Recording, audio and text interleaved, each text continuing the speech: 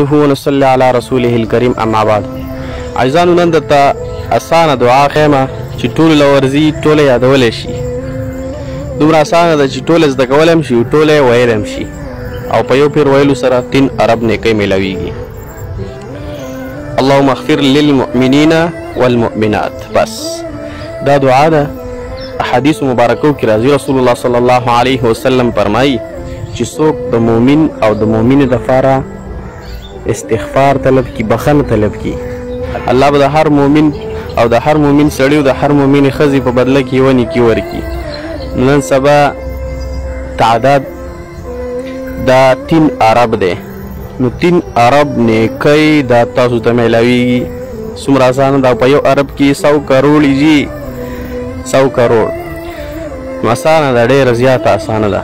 اللهم اغفر للمؤمنین والمؤمنات په دې سکرین هم درته لیکم او په کمنټس کې به وي او ویډیو خپلو ملګرو سره شیر کړئ چې څومره ثواب د هغو کېږي هغومره برابر حساب به پکې ستاسو وي. چې څومره خلکو ووایو نو ټوله یې اوس زما سره یو پیر ووایئ اللهم اغفر للمؤمنین والمؤمنات. او داسې اصلاحي بیاناتو دپاره زمونږ پیج لایک کوئ، فالو کوئ او شیر کوئ.